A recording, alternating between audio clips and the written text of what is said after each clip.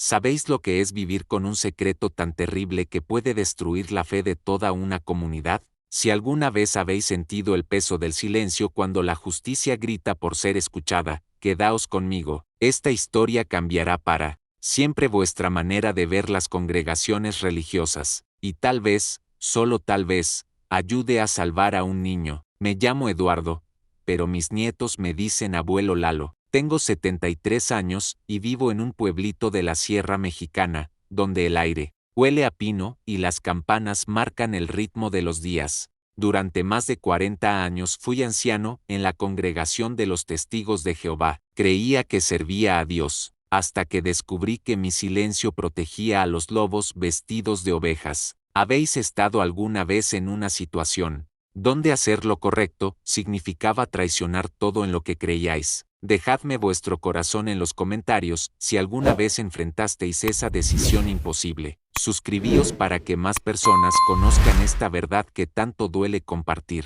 Hoy, os voy a contar sobre la regla de las dos testemunas, esa doctrina que permite que los pedófilos caminen libres entre nuestros niños. Os voy a explicar cómo funciona ese sistema diabólico que protege a los criminales mientras silencia a las víctimas. Porque después de lo que viví, después de lo que callé, ya no puedo seguir siendo cómplice. En mi congregación pasó algo que me quitó el sueño para siempre. Un hombre respetado, un hermano ejemplar, abusaba de niños. Y yo lo sabía, pero las reglas, esas malditas reglas, me impedían actuar. ¿Podéis imaginar el peso de esa culpa? ¿Sabéis lo que es cargar con el dolor de los inocentes porque una doctrina humana se interpone entre vosotros y la justicia? Si habéis sentido alguna vez la rabia de la impotencia, si conocéis el sabor amargo del arrepentimiento, quedaos conmigo. Esta confesión no es fácil de escuchar, pero es necesaria,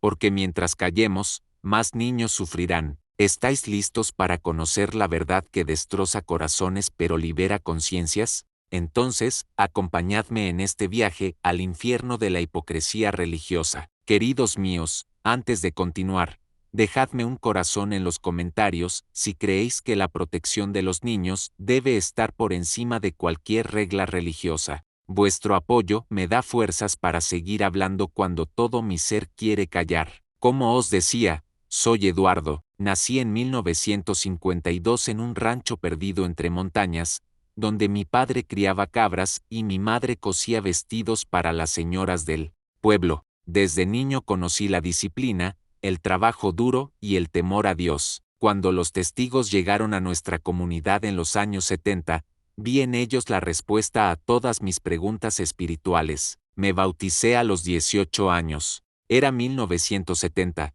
el mundo cambiaba, pero yo encontré mi refugio en las verdades inmutables de la Biblia. Me casé con Esperanza, una hermana dulce de ojos negros que me dio 4 hijos hermosos. Construimos nuestra vida alrededor del Salón del Reino, reuniones los martes y jueves, predicación los sábados, asambleas los domingos. ¿Recordáis esa sensación de pertenecer a algo más grande? Esa certeza de estar en el pueblo elegido de Dios. Así me sentía yo. La congregación era mi familia, mis hermanos eran mi sostén, y servir como anciano era mi mayor orgullo. Nuestra casa siempre olía a café recién molido y tortillas calientes. Esperanza cantaba mientras cocinaba, y los niños corrían por el patio jugando a ser pioneros. Las noches familiares de estudio bíblico eran sagradas.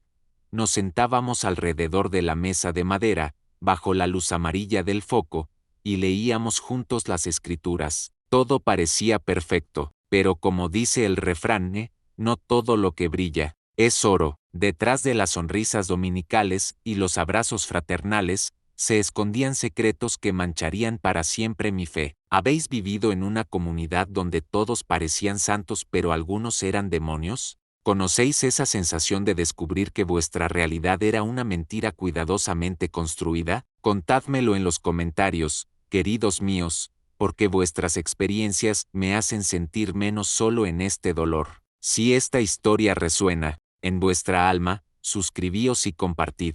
Así más personas conocerán verdades que necesitan ser gritadas, no susurradas. ¿Seguís conmigo, hermanos? Si alguna vez habéis sentido que vuestra fe era inquebrantable, Dejadme un corazón en los comentarios, pero preparaos, porque lo que viene destrozará cualquier ilusión de perfección religiosa. En aquellos días, mi vida giraba completamente alrededor de la congregación. Como anciano, tenía responsabilidades sagradas: cuidar el rebaño, enseñar la verdad, proteger la pureza de la organización. Me levantaba a las 5 de la mañana para orar y estudiar antes de ir al trabajo en la carpintería del pueblo. Los fines de semana eran especiales. Esperanza preparaba su mole rojo famoso para las reuniones después del salón. La casa se llenaba de hermanos, risas, cantos del nuevo mundo, niños corriendo entre las sillas. El hermano Patricio siempre traía su guitarra y cantábamos hasta tarde. ¿Recordáis esos momentos donde la felicidad parecía eterna? Mi fe era sólida como las vigas de roble que cortaba en el taller. Creía ciegamente en la organización de Jehová, en sus ancianos, en sus reglas. Cuando alguien pecaba, aplicábamos disciplina con amor. Cuando había problemas, buscábamos soluciones bíblicas. Todo tenía su lugar, su orden, su explicación espiritual. Los domingos por la tarde, después de las reuniones, llevaba a mis hijos al río, les enseñaba a pescar mientras les hablaba de Jehová, de la esperanza del paraíso, de la importancia de mantenerse puros en este mundo contaminado. Mi hijo mayor, Andrés, me preguntaban: papá, ¿por qué somos diferentes? Y yo le respondía con orgullo: porque somos el pueblo de Dios, mijo. ¿Habéis sentido alguna vez esa seguridad absoluta de estar en lo correcto? Esa paz que viene de creer que tenéis la verdad completa. Así vivía yo, protegido por mis convicciones como un caracol en su concha. Pero la vida tiene formas crueles de despertar a los soñadores. Las primeras grietas en mi fe aparecieron de manera sutil, como las fisuras en una pared antes del terremoto. El hermano Joaquín era uno de los pilares de nuestra congregación. Siervo ministerial ejemplar, comentaba en todas las reuniones, dirigía estudios bíblicos, organizaba las limpiezas del salón. Sus hijos siempre estaban impecables, su esposa callada y obediente. Desde afuera, era la familia perfecta de testigos. ¿Conocéis a esas personas que parecen demasiado buenas para ser verdad? Pues él era así, y yo, como anciano, lo admiraba y lo defendía cuando otros hermanos susurraban sobre su intensidad con los niños. Si queréis saber cómo la ceguera espiritual puede convertirse en complicidad criminal, suscribíos y seguid esta historia que necesita ser contada. Queridos míos, ¿habéis notado alguna vez señales de alarma que vuestro corazón reconocía pero vuestra mente rechazaba? Si algo resuena en vuestra experiencia, dejádmelo en los comentarios. Vuestras voces me dan valor para continuar esta confesión tan dolorosa. Los primeros indicios llegaron como susurros en el viento, cosas pequeñas que yo justificaba con mi fe ciega en la bondad inherente de los hermanos. El hermano Joaquín siempre se ofrecía para cuidar niños durante las asambleas, siempre tenía dulces en los bolsillos, siempre encontraba excusas para tocar, abrazar, bendecir a los pequeños. Su casa se había convertido en el lugar favorito para los estudios bíblicos familiares. Los padres confiaban ciegamente: es un hermano tan espiritual, decían. Los niños lo adoran, y era cierto. Los niños se acercaban a él como polillas a la luz, sin saber que esa luz los quemaría para siempre. Recuerdo una tarde de octubre. Estaba visitando familias con el hermano Joaquín cuando llegamos a casa de la hermana Carmen, viuda con 2 hijos pequeños. Mientras hablábamos en la sala, él llevó al niño de 7 años a ver sus juguetes al cuarto. Tardaron casi una hora. Cuando salieron, el niño estaba callado, diferente. Sus ojitos brillaban de manera extraña, como cuando se ha llorado pero se intenta disimular. Joaquín sonreía con esa sonrisa que ahora reconozco como depredadora. Tuvimos una charla muy bonita sobre Jehová, explicó. Yo no sospeché nada. ¿Cuántas veces hemos visto señales claras pero las hemos ignorado porque venían de personas respetables? ¿Cuántas veces nuestra confianza ciega se convierte en la peor enemiga de los inocentes? La hermana Carmen me comentó después: Pastor Eduardo, mi niño ha estado muy raro últimamente, no quiere ir a las reuniones, llora por las noches, dice que tiene miedo. Yo, en mi sabiduría pastoral, le aconsejé más oración, más estudio bíblico, más disciplina amorosa. Son etapas normales del crecimiento espiritual, le dije. Qué idiota fui, qué ciego, qué cómplice involuntario del horror. Otros niños empezaron a mostrar cambios similares. La pequeña Sofía, de 9 años, dejó de cantar en las reuniones. El nieto de la hermana Rosa desarrolló terrores nocturnos. Varios padres me consultaron sobre comportamientos extraños en sus hijos después de pasar tiempo con el hermano Joaquín. Pero yo tenía la respuesta perfecta para todo. Son los últimos días, hermanos. Satanás ataca especialmente a los niños. Necesitamos más oración, más estudio, más fe. ¿Habéis sido alguna vez tan ciegos que no visteis la tragedia desarrollándose frente a vuestros ojos? ¿Habéis usado vuestra fe como excusa para ignorar la realidad? Contádmelo, porque el arrepentimiento compartido duele menos. Si esta confesión os está moviendo, suscribíos para que más personas conozcan cómo la religión puede convertirse en escudo para los peores criminales. Dejad vuestro corazón en los comentarios si creéis que es hora de romper estos silencios. ¿Conocéis la diferencia entre una doctrina bíblica y una manipulación humana disfrazada de espiritualidad? Si habéis sentido alguna vez que las reglas religiosas protegen más a los culpables que a las víctimas, dejádmelo en los comentarios. Esta parte de mi testimonio os helará la sangre. Debo explicaros cómo funciona esta regla de las 2 testemunas para que entendáis la perversidad del sistema. Los testigos de Jehová basan esta práctica en Deuteronomio, las 7:15 de la noche. No se levantará un solo testigo contra un hombre respecto a cualquier error o cualquier pecado. Por boca de 2 testigos o por boca de 3 testigos debe quedar establecido. El asunto, en teoría suena justo, ¿verdad?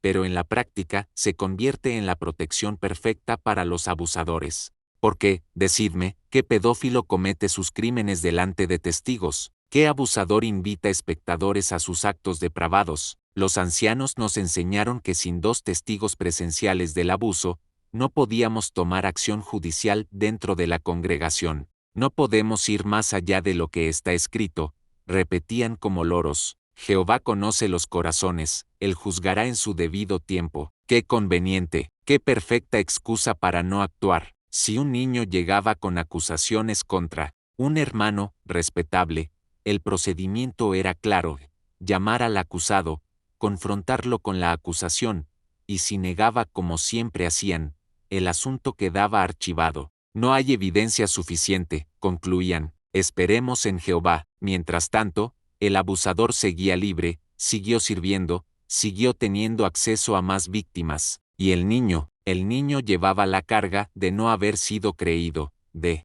haber difamado a un hermano, de ser tratado como mentiroso. ¿Podéis imaginar el daño psicológico de ese rechazo institucional? ¿Sabéis lo que significa para un niño que los adultos que deberían protegerlo elijan creer al abusador en lugar de a él? Recuerdo cuando la pequeña Ana, de 8 años, le contó a su madre lo que el hermano Joaquín le había hecho durante un estudio bíblico. La madre, devastada, me lo contó a mí como anciano responsable. Seguimos el protocolo, confrontamos a Joaquín.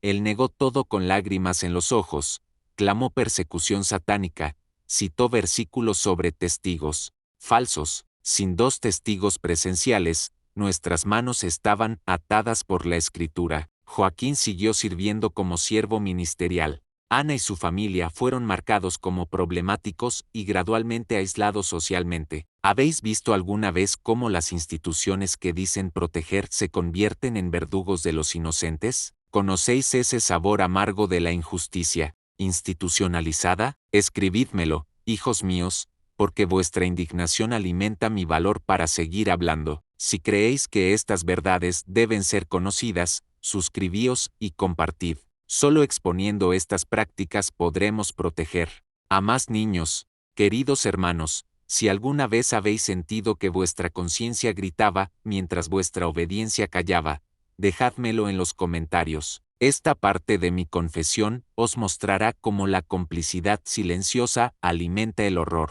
Los Meses pasaron y las señales se multiplicaron como una plaga bíblica. Más niños con comportamientos extraños, más padres preocupados, más consultas pastorales que yo resolvía con oración y estudio bíblico. Mi ceguera espiritual había alcanzado niveles criminales. El hermano Joaquín, mientras tanto, crecía en prominencia. Fue nombrado anciano. Sus comentarios en las reuniones eran cada vez más profundos. Dirigía partes en las asambleas de circuito. Era el ejemplo a seguir para los jóvenes hermanos. Y yo era su principal defensor. Cuando algunos hermanos expresaban inquietudes sobre su cercanía excesiva con los niños, yo los silenciaba con autoridad espiritual. No toquemos al ungido de Jehová, les decía. Son murmuraciones satánicas contra un siervo fiel. ¿Habéis usado alguna vez vuestra autoridad para silenciar la verdad? ¿Habéis protegido lo incorrecto porque venía envuelto en apariencia de rectitud? Esa culpa me carcome hasta hoy. Una noche, mi propio nieto de 10 años, Miguelito, llegó a casa después de pasar la tarde en casa de Joaquín estudiando para la escuela del ministerio teocrático. Estaba callado, tembloroso, no quiso cenar. Mi hija me dijo, papá, el niño está muy raro desde que empezó a ir con el hermano Joaquín. Pero yo, en mi arrogancia espiritual, defendí al lobo, Joaquín es un hermano ejemplar. Miguelito, está aprendiendo mucho con él. No sembremos dudas donde no las hay. Esa noche, Miguelito tuvo pesadillas, gritaba en sueños, no, por favor, no. Mi hija quiso llevarlo al psicólogo, pero yo me opuse.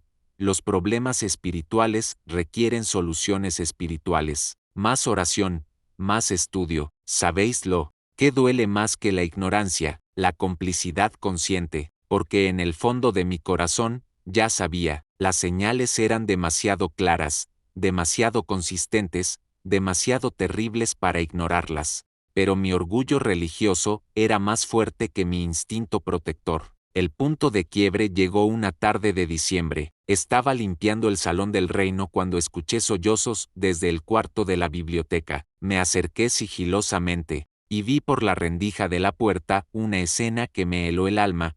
Joaquín con las manos donde no debían estar, y el pequeño Carlitos, de 6 años, llorando en silencio. Mi mundo se derrumbó en ese instante. Toda mi fe, toda mi confianza, toda mi estructura mental se hizo pedazos. El hermano ejemplar, el siervo fiel, el hombre que yo había defendido, era un monstruo depredador. ¿Qué haríais vosotros en esa situación? ¿Actuaríais inmediatamente o dudaríais como dudé yo? Porque, hermanos míos, incluso viendo la verdad con mis propios ojos, mi primera reacción no fue proteger al niño, fue proteger a la organización. Si esta historia os está desgarrando por dentro, suscribíos para que más personas conozcan estas verdades que duelen pero liberan. Vuestros comentarios me dan fuerzas para continuar esta confesión que me está matando por dentro. ¿Habéis enfrentado alguna vez un momento donde toda vuestra vida cambia en un segundo? Si conocéis esa sensación de que el suelo se abre bajo vuestros pies, dejádmelo en los comentarios. Lo que viene ahora es el punto donde mi alma se partió en dos. Esa tarde en el salón del reino, cuando vi al hermano Joaquín abusando del pequeño Carlitos, mi cuerpo se paralizó. No podía moverme, no podía gritar, no podía actuar. Era como si mi cerebro se hubiera desconectado de la realidad para protegerme del shock. Joaquín notó mi presencia, me miró directamente a los ojos por encima del hombro del niño. No, había pánico en su mirada, no había vergüenza. Solo una sonrisa fría, calculadora, como diciéndome, ya sabes mi secreto, pero también sabes que no puedes hacer nada. Se apartó del niño con calma, se acomodó la ropa, y le dijo con voz melosa, recuerda lo que hablamos, Carlitos. Esto es nuestro secreto especial con Jehová. Si se lo cuentas a alguien, Dios se pondrá muy triste. El niño asintió entre lágrimas, con esa obediencia rota que solo tienen las víctimas. Cuando salió, Joaquín se acercó a mí. Su aliento olía a menta y maldad.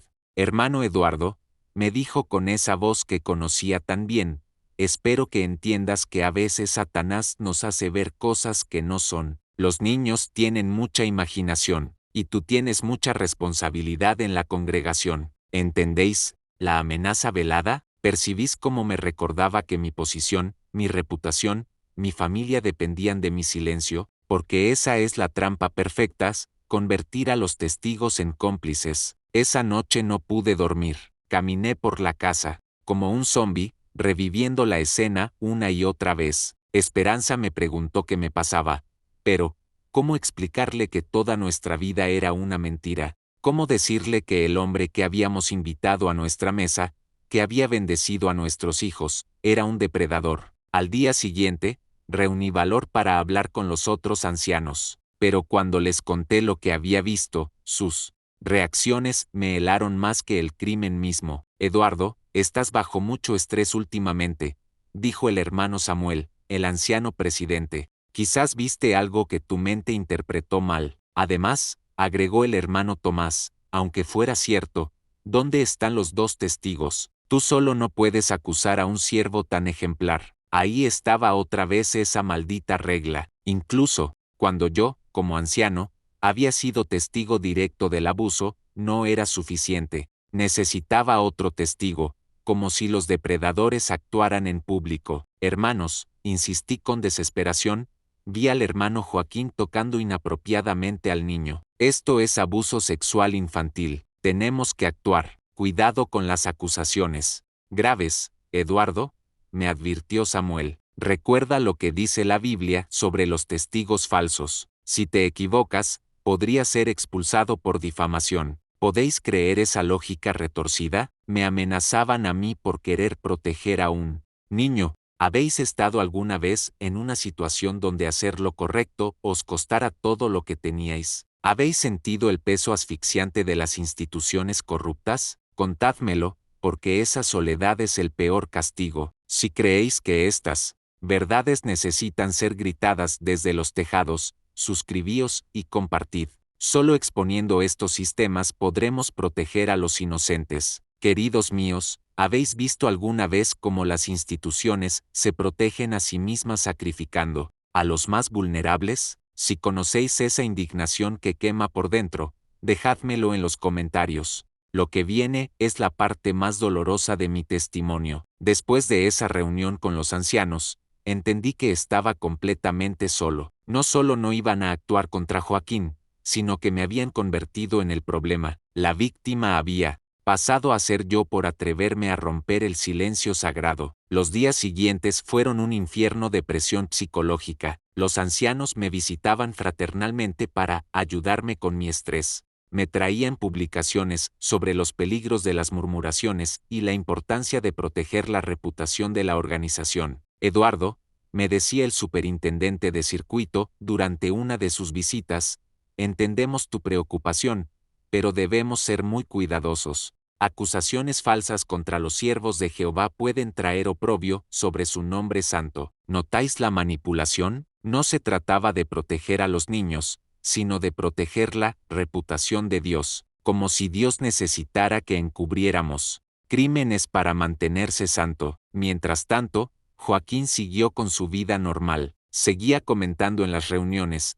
seguía dirigiendo estudios bíblicos, seguía teniendo acceso libre a los niños, pero ahora sonreía más cuando me veía, como si disfrutara de su victoria. Un día me encontré a solas con él en el estacionamiento del salón. Se acercó con esa confianza que solo tienen los predadores protegidos por el sistema. Hermano, Eduardo, me dijo con voz suave, espero que hayas reflexionado sobre lo que crees haber visto. A veces, cuando estamos bajo presión espiritual, nuestra percepción se distorsiona. Yo sé lo que vi, Joaquín, le respondí con la voz temblorosa de rabia. ¿En serio? Se rió suavemente. Entonces también sabes que nadie te va a creer. Yo llevo 20 años sirviendo fielmente a Jehová. Tú acabas de tener una crisis espiritual. ¿Quién crees que es más creíble? Tenía razón, y lo sabía. El sistema estaba diseñado para protegerlo a él y silenciarme a mí. Pero lo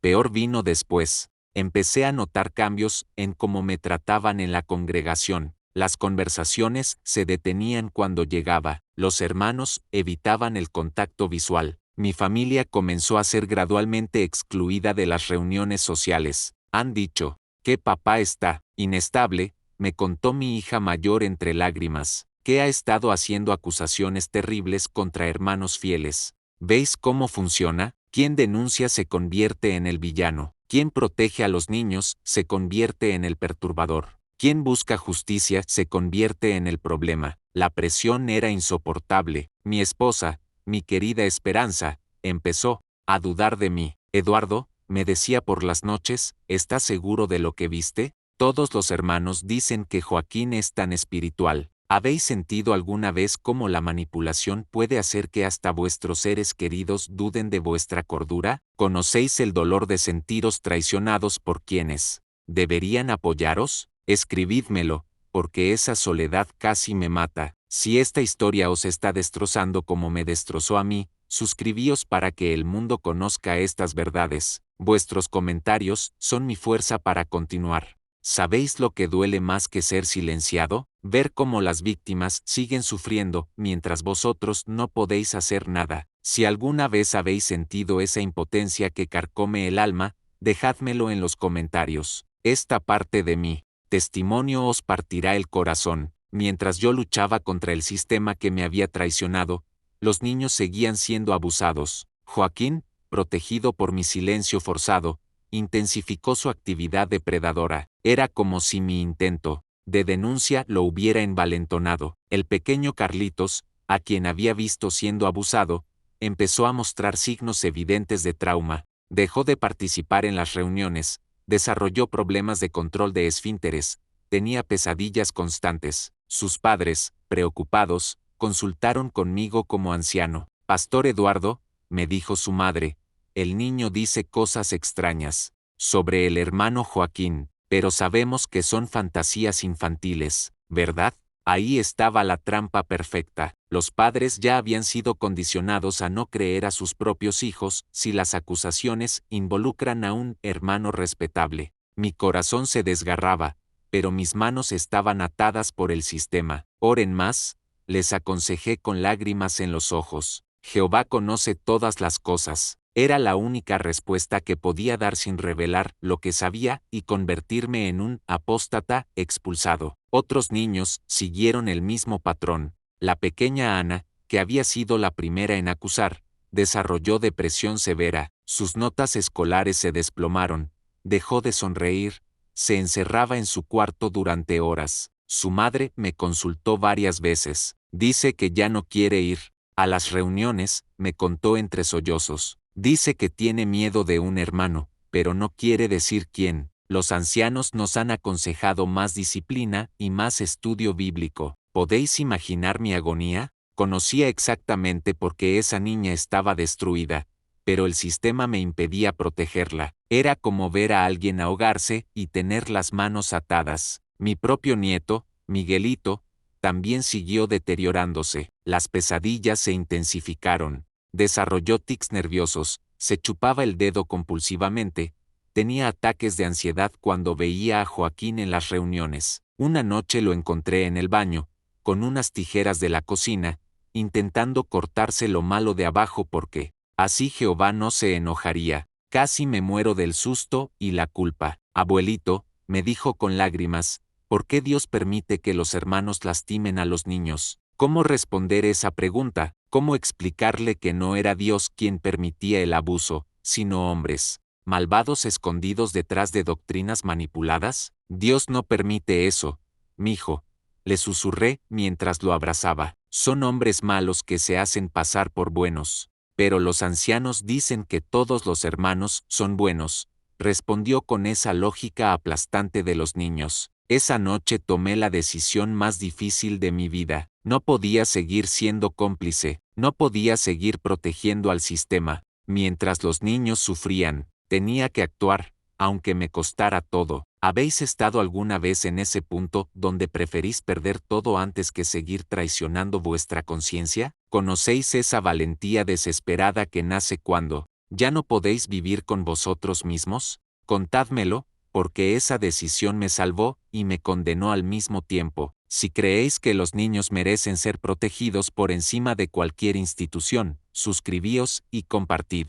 Solo unidos podemos romper estos silencios cómplices. Queridos Hermanos, ¿habéis llegado alguna vez a ese punto donde el silencio duele más que las consecuencias de hablar? Si conocéis ese momento donde vuestra alma dice basta, dejádmelo en los comentarios. Esta parte os mostrará cómo el amor puede ser más fuerte que el miedo. Después de ver a mi nieto intentando hacerse daño, algo se rompió definitivamente. En mi interior, la doctrina de las dos testemunas podía mantenerme atado como anciano, pero como abuelo, como ser humano, tenía la obligación moral de actuar. Esa madrugada, mientras Esperanza dormía, me senté en la cocina con una taza de café que se enfriaba entre mis manos. Oré como nunca había orado antes, pero no al Dios de los testigos de Jehová. Oré al Dios de la justicia, al Dios que protege a los inocentes. Señor, susurré en la oscuridad, si me castigas por hacer lo correcto, acepto tu castigo, pero no puedo seguir siendo cómplice de este horror.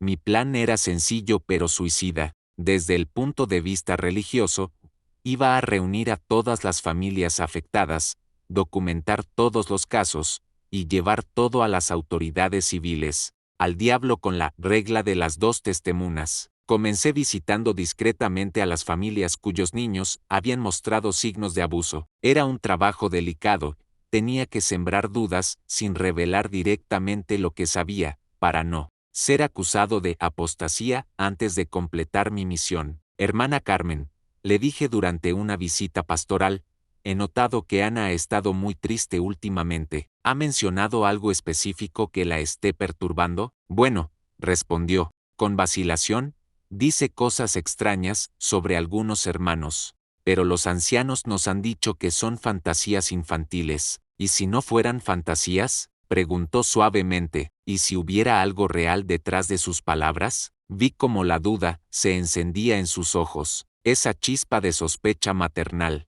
que había sido aplastada por la autoridad religiosa, empezaba a resurgir. Pastor Eduardo, me dijo casi susurrando, ¿cree usted que? Creo que debemos escuchar a nuestros niños antes que a nuestros prejuicios, respondí, y creo que protegerlos es más importante que proteger reputaciones. Una por una, fui visitando a las familias, los padres del pequeño Carlitos, los abuelos de Sofía, los tíos de otros niños que habían estado extraños después de pasar tiempo con Joaquín. En cada casa sembré la misma semilla, y si las palabras de los niños fueran verdad, ¿habéis visto alguna vez cómo la verdad reprimida explota cuando encuentra una grieta? Así fue. Una vez que los padres se dieron permiso para dudar, para escuchar realmente a sus hijos, las historias comenzaron a salir como agua de una presa rota. Los relatos eran consistentes, detallados, heartbreaking. Todos describían el mismo patrón.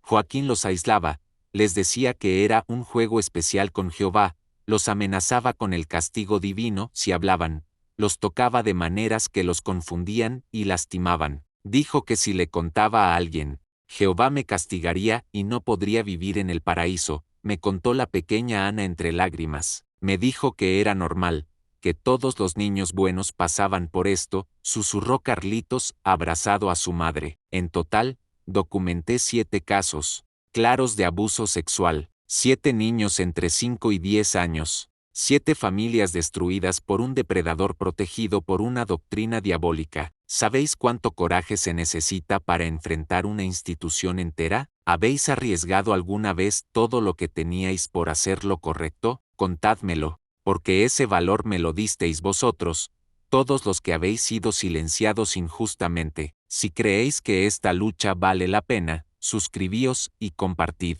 Solo exponiendo estos sistemas podremos proteger a más niños. ¿Sabéis lo que significa declarar la guerra a vuestra propia familia espiritual? Si alguna vez habéis tenido que elegir entre la lealtad institucional y la justicia básica, dejádmelo en los comentarios. Esta parte os mostrará cómo la verdad puede ser el enemigo más temido de las organizaciones corruptas. Con toda la evidencia documentada, decidí dar el paso final. Reuní a todas las familias afectadas en mi casa una noche. Esperanza había llevado a nuestros nietos a casa de su hermana, sin saber que esa sería probablemente la última reunión en nuestro hogar como testigos de Jehová. La sala estaba llena de padres devastados, algunos llorando, otros temblando de rabia. Los testimonios de los niños estaban grabados en cintas de audio, con sus voces inocentes, describiendo horrores que nunca deberían haber experimentado. Hermanos, les dije con voz temblorosa,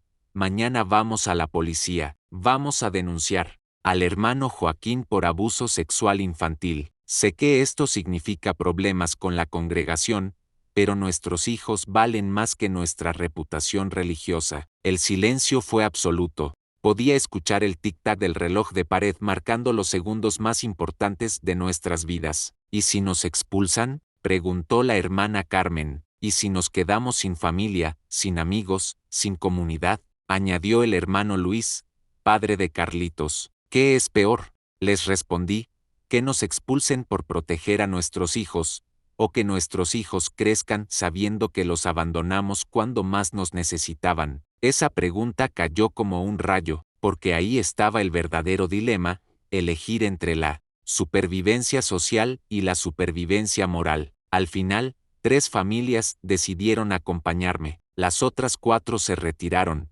aterrorizadas por las consecuencias, y las entendía. El sistema de los testigos está diseñado para que el costo de la disidencia sea tan alto que prefiramos el silencio. A la mañana siguiente, caminamos hacia la comisaría local como gladiadores hacia el Coliseo. Sabíamos que probablemente no volveríamos a ser los mismos, pero también sabíamos que era lo correcto. El policía que nos atendió al principio fue escéptico. ¿Un líder religioso abusando de niños? ¿Y ustedes vienen a denunciar después de años de silencio? Pero cuando escuchó las grabaciones de los testimonios infantiles, su actitud cambió completamente. Esto es grave, nos dijo. Vamos a abrir una investigación inmediata, pero debo advertirles, una vez que este proceso empiece, no hay vuelta atrás. No había vuelta atrás, exactamente lo que necesitábamos escuchar. La noticia de nuestra denuncia llegó a la congregación.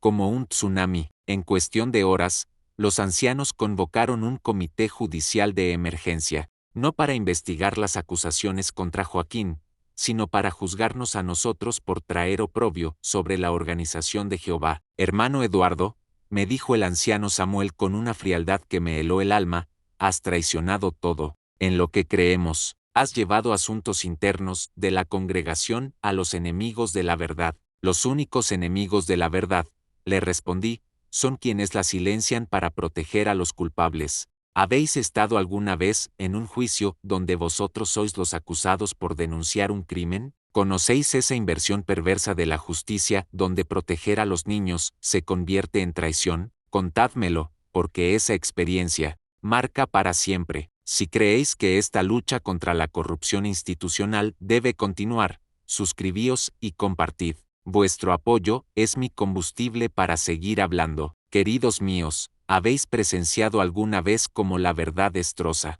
las mentiras cuidadosamente construidas? Si conocéis ese momento donde todo sale a la luz, dejádmelo en los comentarios. Esta confrontación cambió mi vida para siempre. El comité judicial fue una farsa digna de los peores tribunales de la historia. 3 ancianos sentados como jueces supremos, decidiendo el destino espiritual de quienes habían osado proteger a los niños. Joaquín estaba presente, sonriendo con esa confianza que solo tienen los predadores protegidos por el sistema. Hermano Eduardo, comenzó el anciano presidente, se te acusa de difamación, de traer oprobio sobre la organización de Jehová, y de apostasía por rechazar la autoridad del esclavo fiel y discreto. ¿Y el hermano Joaquín?, pregunté. ¿De qué se le acusa? Las acusaciones contra el hermano Joaquín han sido investigadas según los procedimientos bíblicos, respondió. Fríamente, no se encontraron 2 testigos que corroboraran las alegaciones. Ahí estaba otra vez esa maldita regla, como si el abuso sexual infantil necesitara público para ser real. Yo fui testigo, declaré con voz firme. Vi al hermano Joaquín abusando del pequeño Carlitos. Tú solo eres un testigo, replicó el anciano Tomás. La Biblia requiere 2 o 3 testigos para establecer un asunto. ¿Y los testimonios de 7 niños no cuentan? Exploté. Sus voces grabadas, sus lágrimas, su trauma no son evidencia suficiente. Los niños tienen mucha imaginación, intervino Joaquín con voz melosa. A veces confunden sueños con realidad. Lamento que el hermano Eduardo haya sido engañado por estas fantasías infantiles. Sentí como la rabia me quemaba por dentro. Ese monstruo estaba llamando mentirosos a sus víctimas delante de los hombres que deberían protegerlas. Mientes, grité, perdiendo finalmente el control. Eres un depredador, un abusador de niños, y vosotros sois cómplices por protegerlo. Hermano Eduardo, me advirtió el anciano Samuel, modera tu lenguaje. Estás hablando contra un siervo ungido de Jehová. No hay nada ungido en ese monstruo. Continué gritando. Es un pedófilo, que usa la religión como escudo para abusar de niños inocentes. El silencio que siguió fue sepulcral. Había cruzado todas las líneas rojas. Había dicho las verdades que el sistema necesitaba mantener ocultas. Eduardo, dijo Joaquín con una sonrisa que me dio náuseas, lamento verte tan perturbado espiritualmente. Oraré por ti. Fue en ese momento cuando supe que todo estaba perdido. No había manera de razonar con un sistema diseñado para proteger a los abusadores. La única opción era destruirlo desde afuera. ¿Sabéis qué es lo más triste de todo esto? Les dije mientras me levantaba para irme, que vosotros realmente creéis que estáis sirviendo a Dios. ¿No veis que estáis sirviendo al diablo, hermano? Eduardo, me gritó el anciano Samuel mientras caminaba hacia la puerta, si sales por esa puerta, considérate expulsado. Perderás a tu familia, tus amigos, tu comunidad. No habrá vuelta atrás. Me volví hacia ellos por última vez. Ya perdí todo lo que valía la pena cuando elegí el silencio sobre la justicia. Ahora voy a recuperar mi alma. Y salí, dejando atrás 40 años de vida religiosa, pero por primera vez en meses, podía respirar. ¿Habéis tenido alguna vez que romper con todo vuestro mundo para salvar vuestra humanidad? ¿Conocéis ese dolor liberador de quemar puentes por una causa justa? Contádmelo, porque esa valentía se multiplica cuando se comparte. Si creéis que estas verdades merecen ser gritadas, suscribíos y compartid. Solo exponiendo estos sistemas protegeremos a más niños. ¿Sabéis cuál es el precio de hacer lo correcto en un mundo corrupto? Si alguna vez habéis pagado el costo de vuestra integridad, dejádmelo en los comentarios. Esta parte os mostrará que a veces perder todo es la única forma de ganar vuestra alma. La expulsión fue inmediata y brutal. En cuestión de días, toda mi vida social desapareció. 40 años de amistad, de hermandad, de comunidad, borrados como si nunca hubieran existido. Era como si hubiera muerto civilmente. Mis propios hermanos dejaron de hablarme. Mis compañeros de trabajo, que también eran testigos, me evitaban como si fuera leproso. En el pueblo, donde todos se conocían, las miradas se volvieron esquivas. Los saludos se transformaron en silencios. Lo más doloroso fue el impacto en mi familia. Mi hija menor, casada con un anciano, me prohibió ver a mis nietos. Papá, me dijo llorando, no puedo arriesgar la espiritualidad de mis hijos por estar cerca de un apóstata. ¿Podéis imaginar el dolor de ser llamado apóstata por proteger a los niños? ¿Sabéis lo que significa perder a vuestros nietos por hacer lo correcto? Esperanza, mi querida esposa, se debatía entre su amor por mí y su terror a ser expulsada también. Las noches se llenaron de lágrimas y discusiones que partían el alma. Eduardo, me decía entre sollozos, ¿valía la pena destruir toda nuestra vida por esto? ¿No podríamos haber encontrado otra forma? ¿Qué otra forma, mi amor? Leer, respondía abrazándola. ¿Seguir callando mientras los niños sufrían? ¿Fingir que no había visto lo que vi? Pero el sistema también la presionaba a ella. Los ancianos la visitaban constantemente, aconsejándola que se separara de mí para proteger su espiritualidad. La tortura psicológica era implacable. Sin embargo, algo hermoso comenzó a suceder paralelamente. La investigación policial avanzaba. Los testimonios de los niños eran consistentes, detallados, creíbles. Un psicólogo forense confirmó que mostraban signos claros de abuso sexual. Joaquín fue arrestado, su casa fue registrada, su computadora confiscada. Lo que encontraron ahí hizo que hasta los policías más veteranos se sintieran enfermos. Pornografía infantil, videos caseros de sus sesiones con algunos niños, un diario detallado de sus conquistas. La noticia del arresto sacudió al pueblo como un terremoto. De repente, las fantasías infantiles se convirtieron en evidencia criminal. Las acusaciones falsas se transformaron en realidad documentada, pero la reacción de la congregación fue predecible. En lugar de pedir perdón por su complicidad, cerraron filas para proteger la reputación de la organización. Dijeron que había sido un hermano perturbado que engañó a todos, pero que el sistema había funcionado correctamente. ¿Funcionado correctamente? Un depredador había operado libremente durante años bajo su protección. Algunas familias comenzaron a despertar. Los padres que habían dudado de sus propios hijos se sintieron devastados por la culpa, pero la mayoría siguió en negación, prefiriendo creer que todo era una prueba de Satanás contra la organización. Pastor Eduardo, me dijo la hermana Carmen cuando nos encontramos en el mercado, ¿cómo pudimos ser tan ciegos? No fuimos ciegos, le respondí, fuimos entrenados para no ver.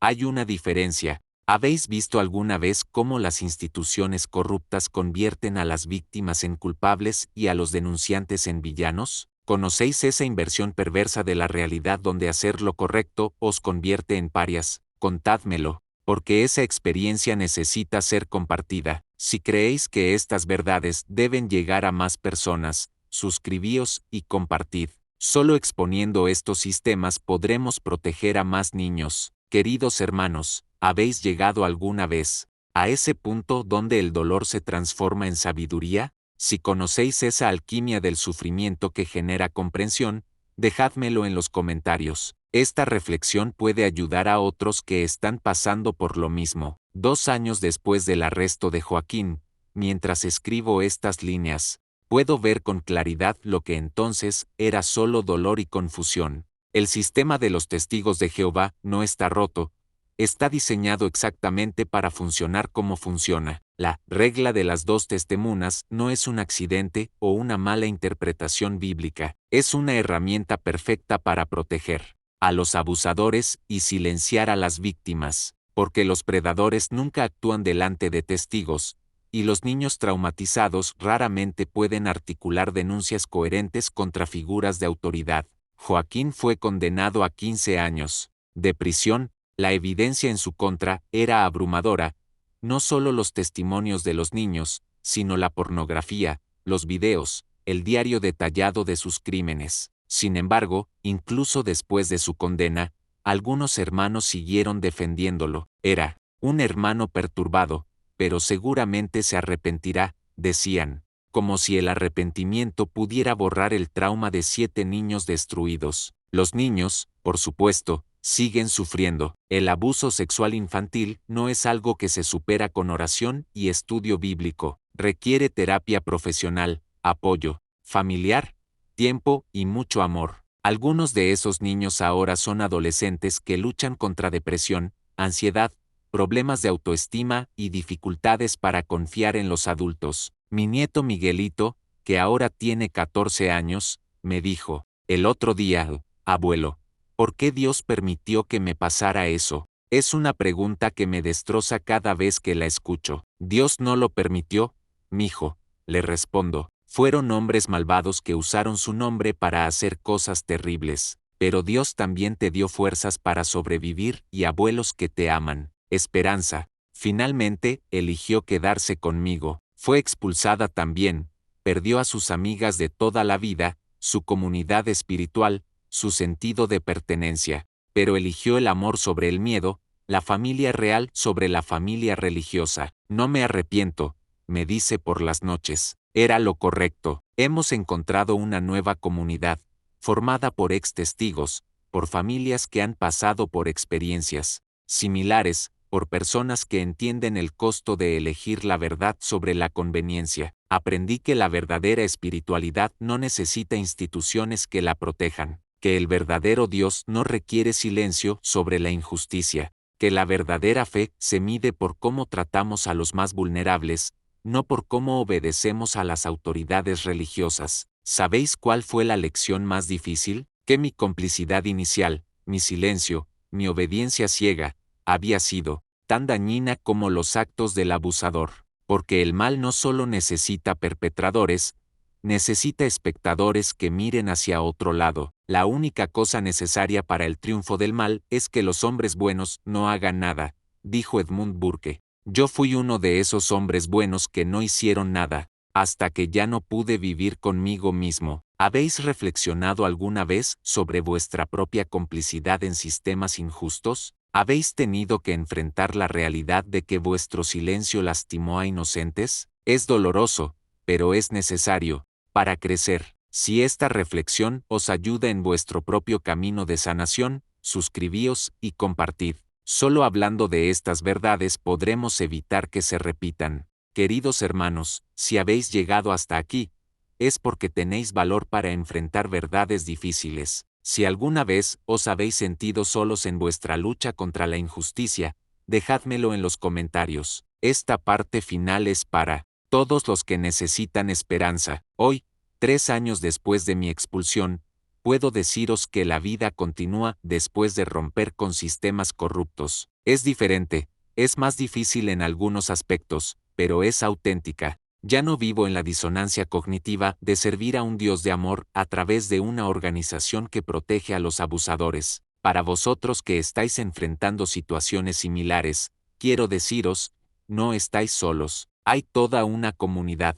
de supervivientes, de familias que han elegido la justicia sobre la conveniencia, de personas que han pagado el precio de hacer lo correcto. Si sois testigos de abuso dentro de vuestra congregación, recordad, los niños son más importantes que las doctrinas. La justicia es más sagrada que la reputación institucional. Vuestro silencio puede ser la diferencia entre un niño que se salva y un niño que se destruye. No os dejéis manipular por la regla de las dos testemunas. Es una doctrina humana diseñada para proteger a los culpables. Si veis abuso, denunciad inmediatamente a las autoridades civiles. Dejad que los profesionales investiguen, no los ancianos que tienen conflictos de interés. Para las familias que han sufrido abuso, vuestro dolor es real, válido y merece justicia. No importa lo que digan las autoridades religiosas. Buscad ayuda profesional. Rodeaos de personas que os crean y os apoyen,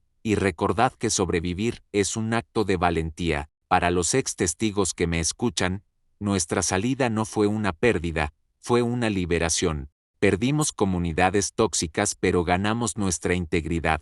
Perdimos amistades condicionales pero conservamos nuestros valores. Perdimos una fe artificial pero encontramos nuestra humanidad auténtica. A los testigos activos que luchan con dudas, escuchad a vuestra conciencia por encima de las voces institucionales. Si algo os parece mal, probablemente lo es. No hay lealtad que justifique ser cómplice de crímenes contra niños. La lección más importante que aprendí es que hacer lo correcto a veces tiene un costo terrible, pero no hacerlo tiene un costo aún mayor, el costo de vuestra alma, de vuestra humanidad, de vuestra capacidad de vivir en paz con vosotros mismos. Los niños que salvamos con nuestras denuncias ahora están creciendo en ambientes más seguros.